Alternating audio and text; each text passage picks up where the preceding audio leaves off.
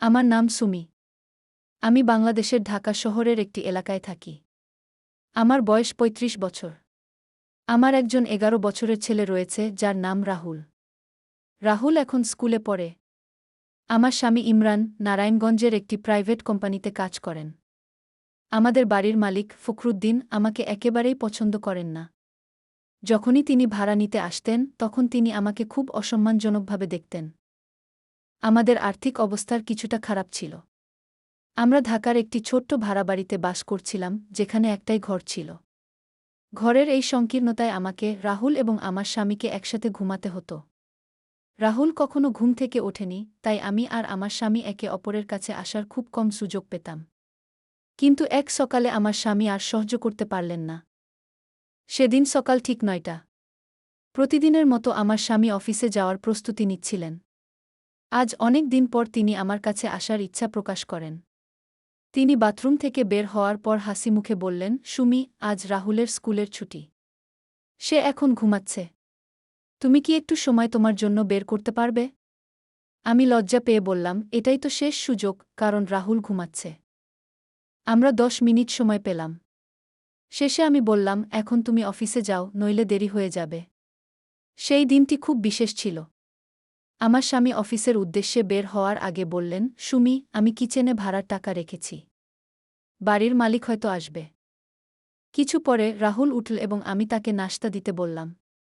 নাশতা খেয়ে রাহুল বলে উঠল, মা, আমি বন্ধুদের সঙ্গে খেলতে যেতে পারি? আমি তাকে অনুমতি দিয়ে বললাম, ঠিক আছে, কিন্তু খেয়াল রেখো। রাহুল বের হয়ে যাওয়ার পর আমি বাড়ির কাজ শুরু করলাম। দুপুরবেলা যখন খানিকটা শান্তির মধ্যে রান্নার প্রস্তুতি নিচ্ছিলাম, তখন আচমকা মনে হলো যে আমাদের ঘরে ভাত নেই। পকেটে টাকার অভাব ছিল, ফলে আমাকে রেশনের দোকানে গিয়ে ভাত আনতে হবে। আমি ভেবেছিলাম, কিভাবে করব? আমার স্বামী যে টাকা রেখেছিল তার মধ্যে থেকে কিছু টাকা নিয়ে আমি রেশন দোকানে গেলাম। দোকানে গিয়ে ভাত কিনে ফেরার সময় মনে পড়ল, রান্না ও বাসার কাজ করার কারণে আমি এখনও স্নানও করতে পারিনি। আমি দ্রুত পরিস্থিতি সামলানোর চেষ্টা করতে লাগলাম। মনে মনে আশা করছিলাম, হয়তো আজ বাড়ির মালিক আসবে না। কিন্তু তখনই ভাবলাম, হয়তো এসে গেছে। একটু পরে আমি রান্না করার জন্য প্রস্তুতি নিচ্ছিলাম এবং হঠাৎ করে মনে হল, আমি এখনও স্নানও করতে পারিনি। তখন আমাকে খুব তাড়া ছিল, কারণ বাড়ির মালিকের আসার সম্ভাবনা ছিল। আমি দ্রুত রান্না শেষ করে নেবার চেষ্টা করছিলাম, যাতে সময় মতো স্নান করতে পারি। আমি ভাবছিলাম, আমার কিভাবে বাড়ির মালিককে বুঝাবো যে এখনও টাকার ব্যবস্থা হয়নি। ঠিক তখন আমার মনে পড়ল যে আমার স্বামী কিছু টাকা সেভ করেছে বলে বলেছিলেন। আমি দ্রুত রান্না শেষ করে না হলে নিতে উদ্যত হলাম। প্রথমে আমি দেখলাম ঘরে কিছু খাবার তৈরি হয়ে গেছে। তারপর প্যাকেটে থাকা সেই টাকা নিয়ে দ্রুত বেরিয়ে গেলাম। বাড়ির মালিক সাধারণত দুপুরে ভাড়ার জন্য আসতেন। আমি ভেবেছিলাম, এর মধ্যে হয়তো তিনি আসেননি, কিন্তু ঘড়িতে যখন দেখি ২টা বেজে যাচ্ছে, তখন আমার চিন্তা বাড়তে লাগল। আমি দোকান থেকে নিয়ে আসা ভাতের প্যাকেটটি মন দিয়ে রাখলাম এবং ভাবলাম, দ্রুত যদি বাইরে গিয়ে চেক করি। যেমন আমি এলাম, মুখে নরম হাসি নিয়ে রাস্তার দিকে তাকিয়ে দেখলাম, আমার বাড়ির মালিক এসে গেছেন। তিনি রেগে ধমক দিয়ে বললেন, সুমি, ভাড়া দিলে আনো, না হলে এই বাড়ি খালি করো। আমি খুব ভ্রষ্ট হয়ে গেলাম। আমি তাকে বললাম, অনুগ্রহ করে একটু সময় দিন, আমি কাল পুরো ভাড়া দিয়ে দেব। কিন্তু তিনি কোনো কথা শুনলেন না। তিনি একটানা বললেন, আজকের মতো কিছু হতে পারে না। তুমি বা তো ঘোড়া চাপা দাও, নয়তো বাড়ি খালি করো। আমি তার কথায় খুব হতাশ হলাম। মনে মনে ভাবছিলাম, ভদ্রতা করা উচিত, কিন্তু কিভাবে? আমার চোখে জল চলে এলো। এবং আমি বলেছিলাম, ঠিক আছে, আমি আপনার ঘোড়া চাপা দেব। কিন্তু আপনি বাড়িটি খালি করো না। আমি কি করেছি তার ফলাফল ভেবে চিন্তায় যাই। তখন মনে পড়ে গেছে, তিনি বিশেষভাবে তার সাদা ঘোড়াটির যত্ন নিচ্ছেন। সেটি খুব বিদ্ধ হয়ে যাচ্ছে এবং তিনি সেটি নিয়ে চিন্তিত। আমি জানি অবস্থা কতটাই ব্যক্তিক।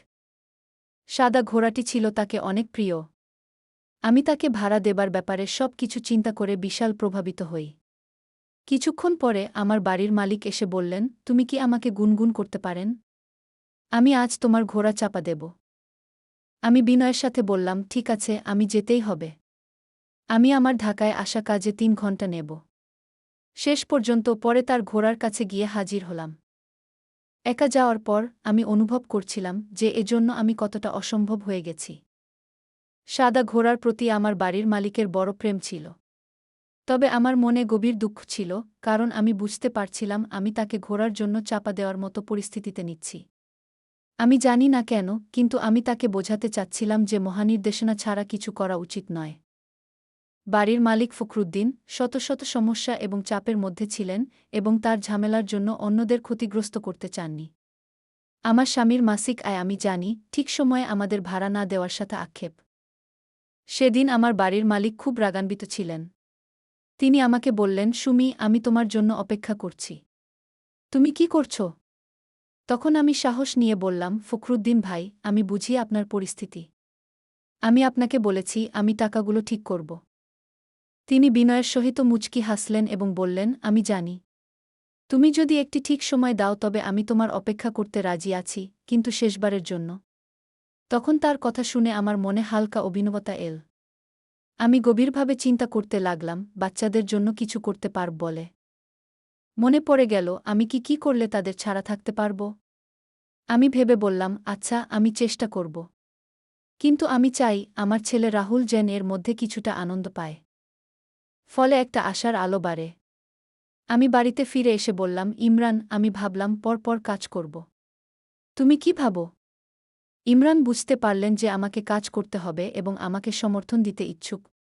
তিনি সহানুভূতির সঙ্গে বলেন, ঠিক আছে, তুমি কাজ শুরু করো। আমার কাজে মনোনিবেশ করলাম এবং যতটা সম্ভব সেবার নানান কাজ নিয়ে ব্যস্ত হলাম। আমি ভেবেছিলাম, যদি আমি কিছুটা আয় করতে পারি, তাতে অন্তত আমাদের ভাড়া দিতে সুবিধা হবে।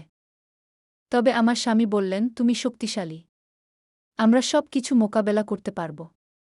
আমাদের জন্য সংগ্রাম করে দিনগুলো কাটাতে লাগল, কিন্তু আমার বিশ্বাস ফিরে আসতে লাগল। প্রতিদিন এক নতুন আনন্দের সমাহার নিয়ে আসছিল। আমি নিশ্চিত ছিলাম যে আমি এবং আমার স্বামী এই সমস্যা কাটিয়ে উঠব এবং ভবিষ্যতে নিজেদের এবং আমাদের সন্তানের জন্য ভালো একটি জীবন গড়তে পারব। দিনগুলো চলতে লাগল।